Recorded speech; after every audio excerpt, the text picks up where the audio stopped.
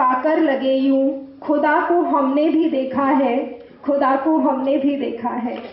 ऐसा नूर और ऐसा तेज हमारे गुरुवर पर है कि हम कह सकते हैं कि हाँ, हमने भगवान के दर्शन किए हैं इस जीवन में आकर, हमने उसका नूर देखा है। और हम सच में सौभाग्यशाली हैं, जितने भी लोग यहाँ उपस्थित हैं, कि हमें हमारे जीवन में ध्यान गुरु अर्चना दीदी जैसी सिद्ध महान आत्मा का सानिध्य मिला है।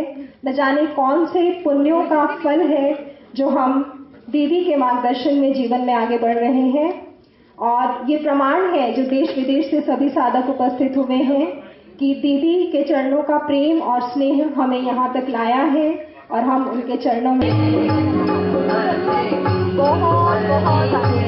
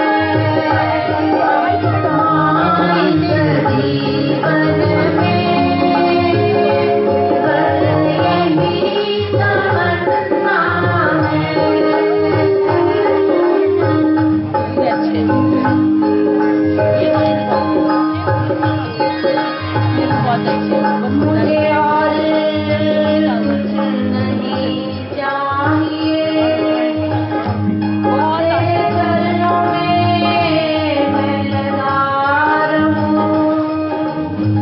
माँ मुझे अपने चरणों का इतना सारा ज्ञान दे, मुझे और कुछ नहीं चाहिए।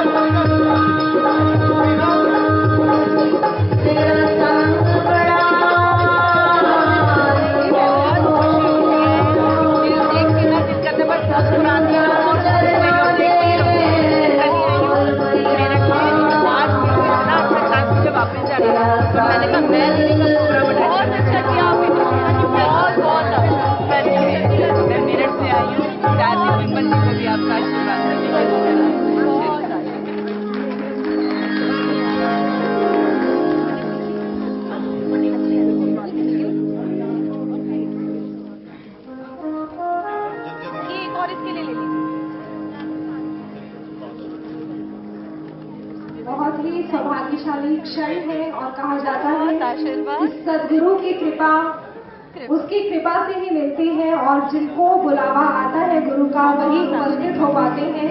तो हम सभी पर हमारे सदगुरु की कृपा है कि हम उनके दर पर पहुंचे हैं। न जाने कितने जन्मों के हमारे पाप कट रहे हैं और कितने पुण्य जागृत हो रहे हैं। इस जो सुंदर क्षण है उन क्षणों की महत्व को समझते हुए और उसकी महत्ता को भीतर महसूस करते हुए जब हम दीदी के चरणों में उपस्थित हो पंक्तियों में, तो उनकी एक नजर एक दृष्टि को आत्मसात करते हुए भीतर आत्मा तक लेकर जा सके, इसी पवित्र भावना के साथ इस दर्शनम के क्रम में हम आगे बढ़ रहे हैं भजनों के माध्यम से। श्रीमती नीता अरोड़ा जी एवं श्री गिरीश वासन जी भजनों के माध्यम से श्रृंखला को प्रवाहित कर रहे हैं और हम सभी अनुभव करें कि जो क्षण हमें मिले हैं उसका हम पूरा लाभ ले सकें और अपने भीतर इस ऊर्जा को समाहित करते हुए अपने भीतर के कल्मश को धो सकें और गुरु कृपा से स्वयं को निखार सकें। तो हर एक क्षण अनमोल है, हर एक पल अनमोल है। ये पल फिर आएगा या नहीं कोई नहीं जानता। इन पलों का हम पूरा लाभ उठाएं और इस वर्षा में भीगते हुए खुद को धन्य करें। दीदी के साधक के ही शब्द हैं, दीदी कब आ रही हो मुलाकात के लिए, हमने चांद रोका है एक रात के लिए। लोग कहते हैं दुनिया में चांद जैसा कोई नहीं हसीन, उसी दुनिया को दिखाना है मेरी दीदी के सामने। चांद कुछ भी नहीं, कुछ भी नहीं, कुछ भी नहीं। तो ऐसे आसमान में जैसे चंद्रमा खिला हो, उससे भी बढ़कर हमारे गुरु विराजमान हैं। उस दिव्य नूर को लेकर उन क्षणों का हम लाभ ले रहे हैं, उन क्षणों को भीतर आत्मसात कर रहे हैं। तो इन पंक्तियों में आते हुए गुरु की दृष्टि पास से अपना रोज ये निकाल दीजिए ऊपर, ये वाले रोज ना ऊपर कर दीजिए। कार्यक्रम के अगले चरण में प्रवेश कर रहे हैं और दर्शनम में पंक्तियों में जो भी लोग आ रहे हैं पुनः मर्यादित रूप से, व्यवस्थित रूप से अपने स्थान पर आकर स्थान ग्रहण करें ताकि हम अगले चरण में प्रवेश कर सकें।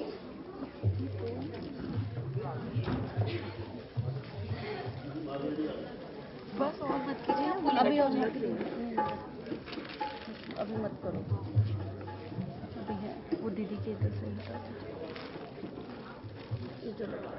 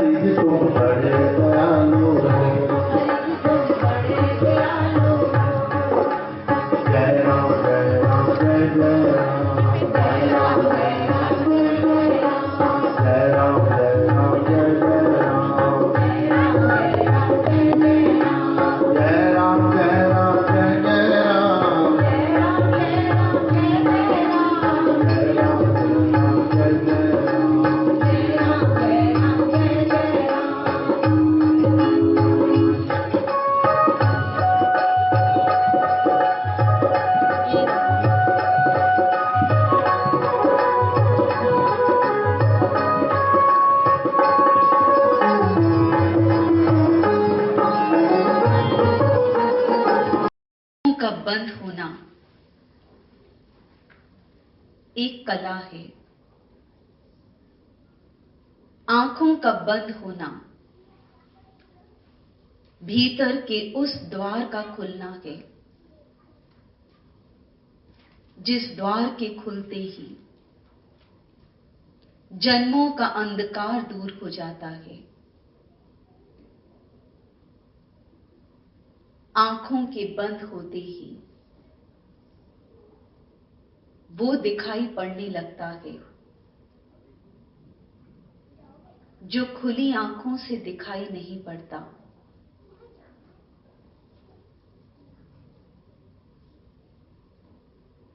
मन शांत, माथा शिथिल, ये वो पल हैं, वो क्षण हैं जिन पलों में, जिन क्षणों में आप उस अज्ञात का अनुभव कर पाते हैं। परमात्मा मेघ बनकर बरसते हैं और हम धरती बनकर भीग जाते हैं। इसके लिए अपने हृदय को, अपने मन को रिक्त कर लीजिए। हर विचार भ्रम है, हर विचार मिथ्या है, हर शब्द केवल भ्रम की छाया मात्र है। हमारा होना भी केवल एक भ्रम है। भीतर उतर कर अपने मौन में बंद आंखों से देखा जाता है कि सत्य का प्रकाश क्या है। खुली आंखें सूर्य का प्रकाश दिखाती हैं, बंद आंखें करोड़ों करोड़ों सूर्यों के प्रकाश को देने वाले उस परमात्मा के दर्शन कराती हैं। खुली आंखें सद्गुरु को सदेह रूप में नजर आती हैं। खुली आंखें हमें दिखाती हैं कि सद्गुरु केवल देह रूप में हैं, किंतु बंद आंखें हमें दिखाती हैं कि सद्गुरु स्वयं परमात्मा हैं। अपने माथे को शिथिल करके रिक्त हो जाइए। शरीर को ढीला छोड़ दीजिए। भीतर एक होश को जागृत रहने दीजिए। कुछ देखने का प्रयास नहीं, कोई तनाव, कोई विचार नहीं, केवल एक शून्य, केवल रिक्त हो जाना। जैसे एक पल, एक क्षण के लिए हमने कह दिया हो कि नहीं जानता कि शब्द क्या होते हैं। छूट कर गिर गए सब शब्द, पीछे रह गए विचार, रिक्त हूं। कोई नाम नहीं, संसार की कोई बात नहीं, शरीर भी नहीं, इंद्रियां भी नहीं, बुद्धि का अभिमान भी नहीं, हृदय में स्वार्थ भी नहीं, कुछ पाना भी नहीं, कुछ खोना भी नहीं। स्वयं का होना भी नहीं, केवल रिक्त हूं, केवल शून्य हूं। जैसे पहाड़ की, पर्वतों की, ऊंचे शिखरों से कोई नदी बहती है, कोई झरना बहता है, ऐसे ही स्वयं को शिथिल होने दें, बहने दें, खो जाने दें, मिट जाने दें। भीतर कुछ है जो हमारे और परमात्मा के मध्य आ जाता है, उसे टूटकर बिखरने दें। मेरी वाणी से जुड़िए और अपने भीतर उतरते जाइए। ये वाणी जो आपको मेरी सुनाई देती है, ये भी भ्रम है। ये वाणी मेरी नहीं, मेरे सद्गुरु की कृपा है जो आप पर बरस रही है। परमात्मा का वो प्रकाश है जो मेरे सद्गुरु के भीतर होकर बहता है और सब पर बरसता है। स्वयं को शिथिल छोड़िए और उस कृपा में स्नान कीजिए जिस कृपा से भीगने से एक साधारण सा व्यक्ति भी असाधारण हो जाता है। सड़क की धूल भी परमात्मा का प्रतीक, कोई मूर्ति बन जाती है। इसलिए इस वाणी से जुड़िए, अपने शरीर को शिथिल कीजिए, विचारों से रहित।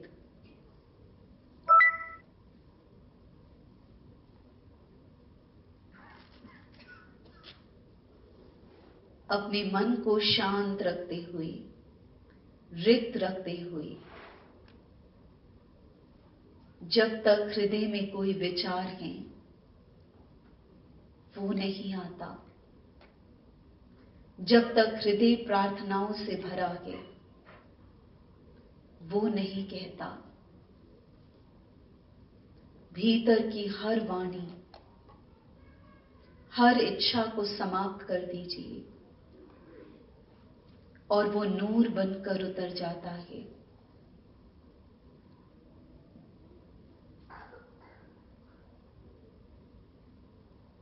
मन को शांत रखते हुए, रिक्त रखते हुए,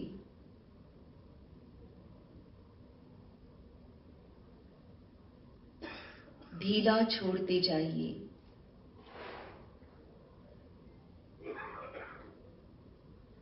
शिथिल करते जाइए अपने शरीर को।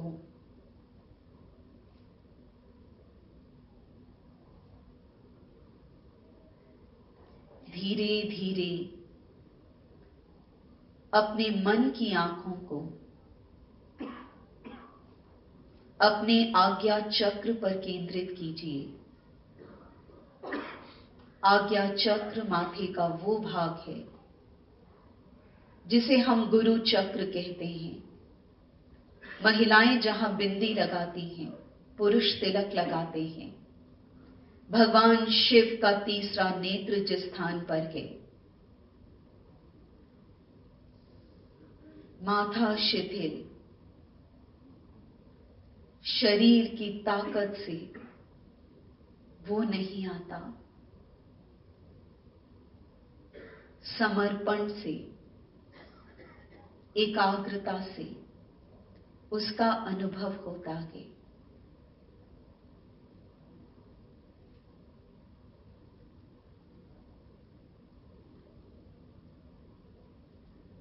अपने चारों ओर बिखरी हुई शांति का अनुभव करें। शून्य का अनुभव करें बंद आंखों से।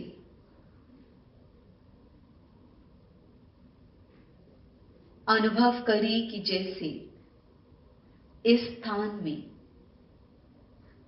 कोई नहीं, कुछ भी नहीं, कोई वस्तु, कोई व्यक्ति नहीं, केवल आप हैं और मैं हूं। मेरी वाणी है। संसार रिक्त है, शून्य है। ये स्थान शून्य है, रिक्त है।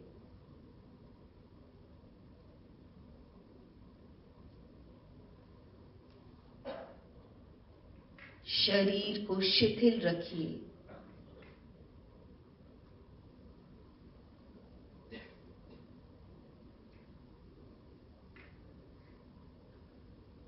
शरीर को स्थिर रखिए।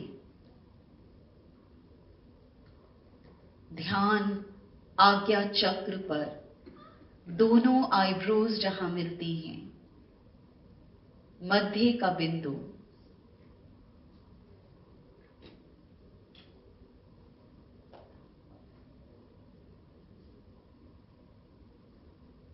शरीर को स्थिर रखते हुए धीरे धीरे अपनी आंखों को खोलिए और अपनी दृष्टि को मुझ पर, किसी फूल पर, परमात्मा के किसी चित्र पर अथवा जलते हुए दीपक पर केंद्रित कीजिए। शरीर स्थिर, मन स्थिर, दृष्टि मुझ पर केंद्रित, किसी पुष्प पर केंद्रित अथवा परमात्मा के चित्र पर केंद्रित अथवा जलते हुए दीपक पर केंद्रित करें। माथा शिथिल, शांत, कुछ पाना नहीं, कुछ जीतना नहीं, स्वयं को मिटाना ध्यान के, स्वयं को खो देना, उसे पाना है। आध्यात्म में कुछ जीता नहीं जाता, कुछ पाया नहीं जाता। शिष्य सद्गुरु को जीतता नहीं है, स्वयं को खो देता है, स्वयं को समर्पित कर देता है। और एक पल, एक क्षण ऐसा आता है कि जब सद्गुरु झरना बनकर, मेघ बनकर किसी शिष्य के भीतर समा जाते हैं, तब वो शिष्य नहीं रहता, केवल सद्गुरु का स्वरूप उसके भीतर उतर जाता है और उसे अनुभव हो जाता है कि सद्गुरु और परमात्मा दोनों में कोई भेद नहीं।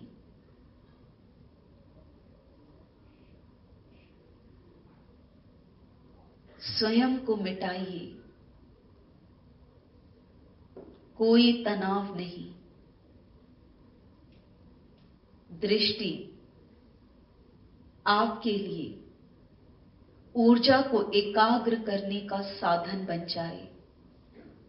दृष्टि की स्थिरता आपके भीतर के विचारों की स्थिरता बन जाए। दृष्टि की स्थिरता आपको शून्य में प्रवेश करा दे। दृष्टि की स्थिरता आपको वो दिखा दे जो साकार के परे है।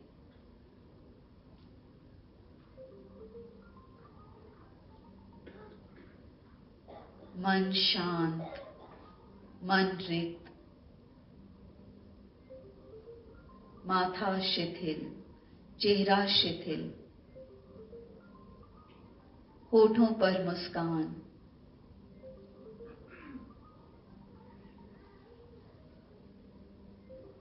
धीरे धीरे नेत्रों को बंद कर लें और अपनी ऊर्जा को तीसरे नेत्र पर केंद्रित कर लें, आज्ञा चक्र पर केंद्रित कर लें।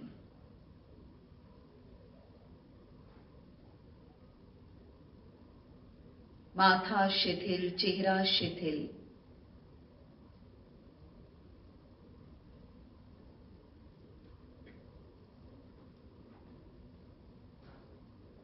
माथे पर तनाव नहीं, दबाव नहीं।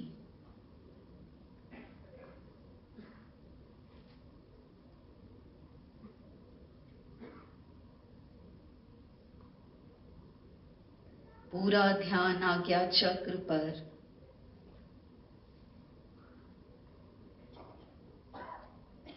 जब मैं आपसे कहूंगी, आप सभी लोग ओम का उच्चारण करेंगे। ये वो नाद है, ये वो मंत्र है, ये वो ध्वनि है जिसे हम अनहद नाद कहते हैं, जिसे हम शून्य का नाद कहते हैं। ये वो ध्वनि है जो स्वयं से संसार में गूंजती है। ये वो ध्वनि है जिसे हर धर्म ने स्वीकृति दी है, माना है। उसे ओम कहिए, एक ओंकार सतनाम कहिए, आमीन कहिए, कुछ भी कहिए। ये एक ध्वनि है जिसे हर साधक ने अपने शून्य की अवस्था में सुना है। इस ओम का उच्चारण आप सभी ने करना है।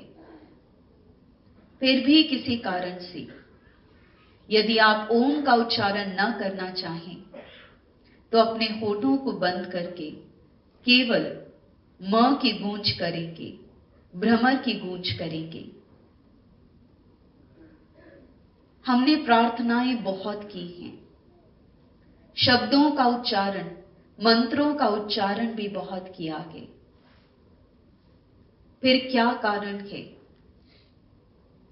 कि वो मंत्र हमें उसकी अनुभूति नहीं दे पाते? क्या कारण है कि जीवन बीत जाता है माला से जप करते करते, परंतु हृदय उसके अनुभव से अश्रु नहीं बहा पाता?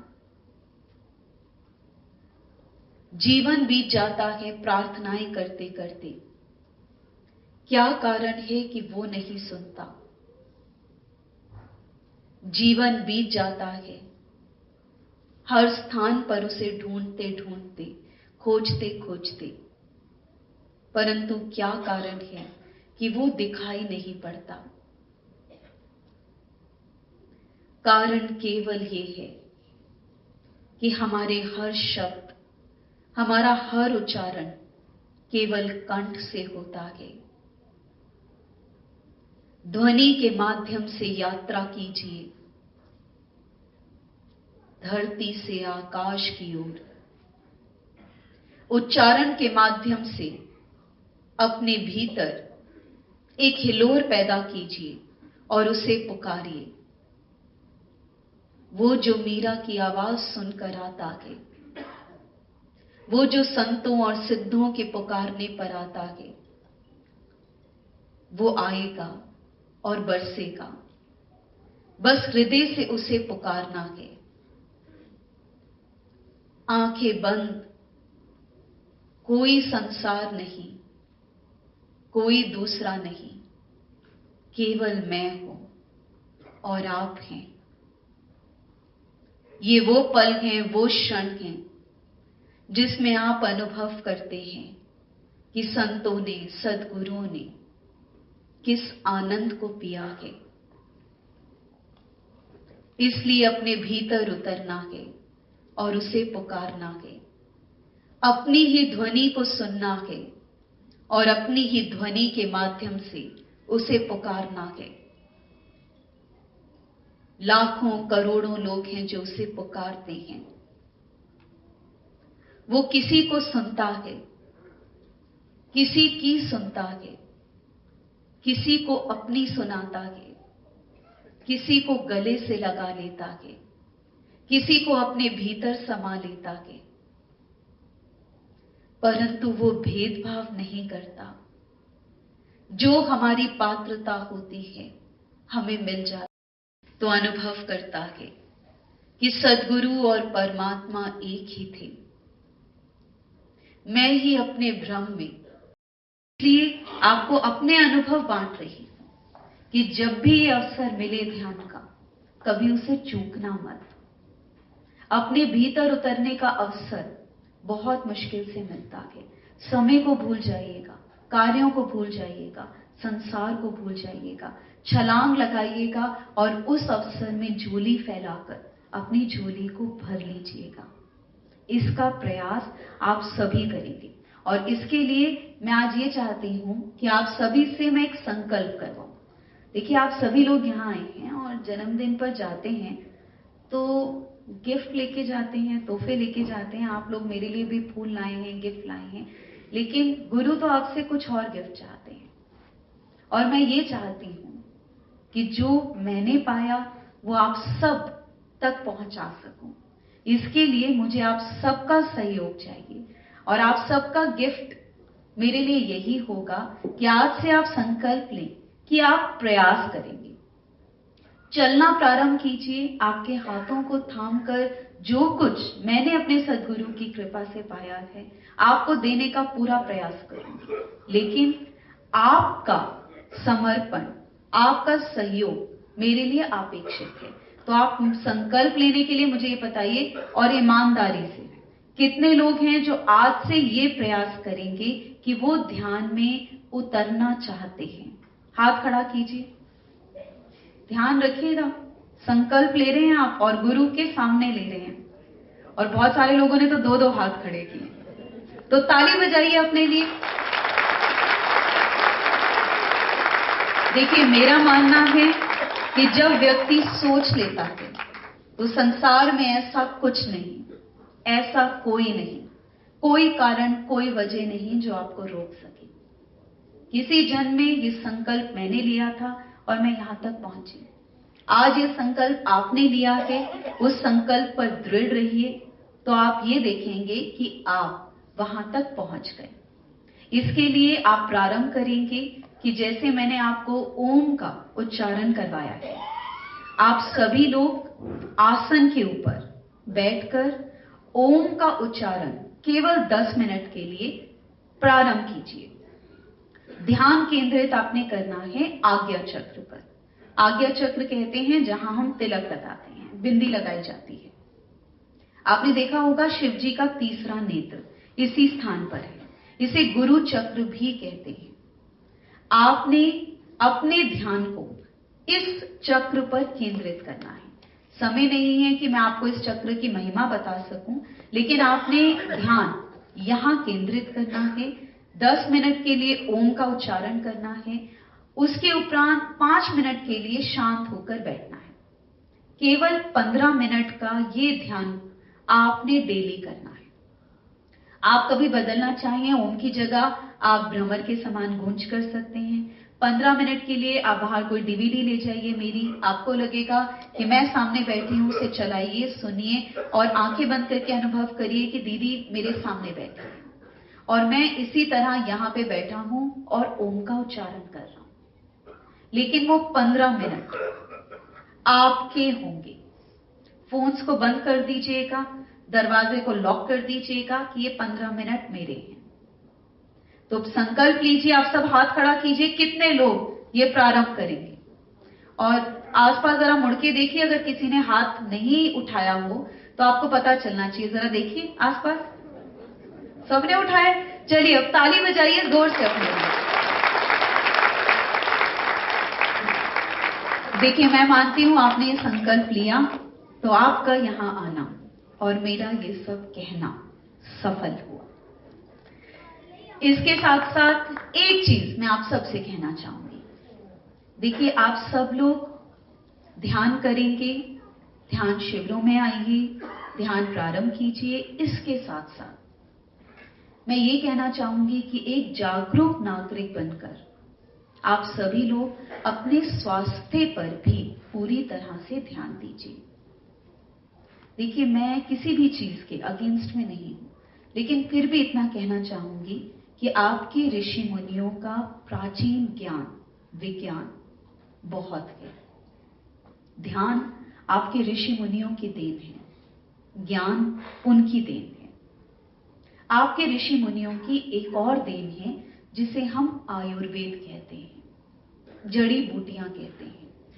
आपके ऋषि मुनियों ने यह बताया कि संसार में उगने वाला एक भी पत्ता, एक भी पौधा ऐसा नहीं है जिसके भीतर गुण नहीं है, जिससे कोई ना कोई रोग या कोई ना कोई बीमारी दूर ना हो सके।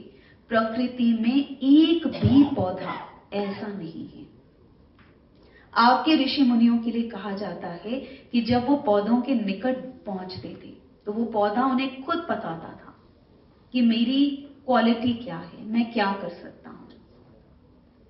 आयुर्वेद में ये कहा जाता है कि आप जब उन जड़ी बूटियों का प्रयोग करते हैं तो आपके शरीर में स्वास्थ्य तो आता ही है, मन में शांति भी उतरती है, पवित्रता भी उतरती है। हम जिन चीजों को ग्रहण करते हैं उसका असर हमारे मन पर भी आता है, हमारे शरीर पर आता है, हमारी बुद्धि पर आता है। हम उस परमात्मा की संतान हैं, प्रकृति की संतान हैं। ईश्वर का स्वरूप अगर अपने भीतर देखना है तो देवता बनने की तैयारी करनी होगी। देवताओं का आचरण, देवताओं का व्यवहार, देवताओं का खान पान प्रारंभ करना होगा। केवल तब आप अपने भीतर के परमात्मा से एक हो सकते हैं। यदि आप अपवित्र जीवन शैली में चलते हैं, अपने भीतर की उस परम शक्ति से दूर होते जाते हैं। इसलिए बाहर आप देखेंगे कि एक काउंटर हमने लगाया है जो आयुर्वेदिक सामान का है, उसमें आयुर्वेदिक प्रोडक्ट्स हैं। आपका कितना धन विदेशों में जाता है, साथ ही साथ वो सारी वस्तुएं आपके शरीर को हानि पहुंचाती हैं, आपके मन को हानि पहुंचाती हैं। आप बाहर जाकर उस काउंटर को देखिए, वो हमारी ऑर्गेनाइजेशन का काउंटर नहीं है, लेकिन उस काउंटर को मैंने बाहर